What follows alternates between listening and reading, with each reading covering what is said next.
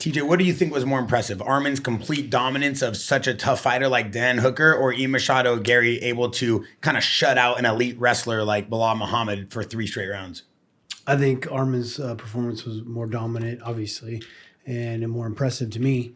Ian looked great. I also think it was an off night for Bilal.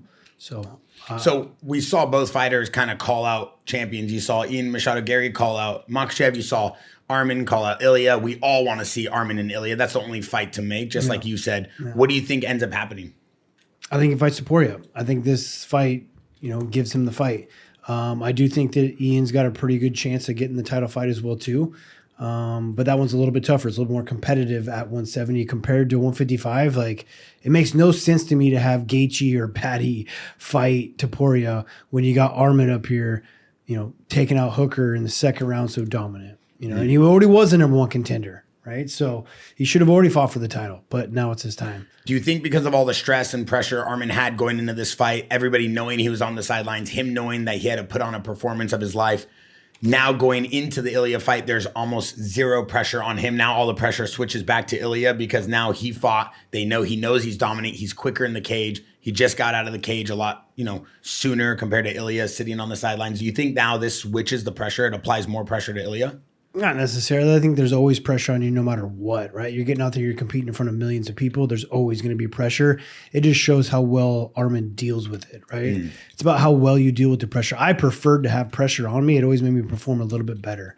Kept me on my toes, kept me nervous, kept me scared. It was about how I dealt with being scared. It made me great. And we saw a little scruffle between Khamzat Chimaev and Ian Machado Gary as they were going to the back. It seems like Ian Machado Gary tried to apply a little pressure to Khamzat, do a little peacocking. What do you call that? What was he doing? Yeah, he's peacocking. He's running his mouth. I mean, Ian likes to run his mouth, right? Like, he knows what he's doing. He's clickbait. He knows what. And Chimaev doesn't give a fuck. Like, he's not that kind of guy. He's just not going to let you do it to him. He's going to fight you right then and there. I think if people watch the clip, I think Khamzat Chimaev was very polite and respectful to Ian Machado Gary, gave him his... and Ian just kept running his mouth, looking at the camera like, oh yeah, check this out. Like, I did see him look back, and then he tightens his bottle and he's like, you got this? Yeah. And then he turns around and then you see a little bit of this banter. Yeah. Now, I'm all for selling fights, but if there's a guy you don't want to try to sell a fight for, it's Khamzat Chimaev. That guy will fight you on site. He will, but nothing's going to happen. All security's there. Yeah. It's the perfect time for Ian to do that because now we're talking about it. Yeah. You know what I mean? Otherwise, he just had a good win, but now it's like an added thing of why we're talking about Ian. So what happens if they fight? Chimaev would destroy him. It's not even close. Yeah. I mean, Islam destroys him. I feel like the situation right now with Khamzat Chimaev is he's probably the most dangerous, most scariest fighter, most toughest fighter in the UFC besides Alex Pereira. I wouldn't say dangerous. I'd say he's not going to lose. He's the best. He's dominant. I don't see him losing right now. When I go down that list you have up here on the board, I don't see him losing to any of those guys.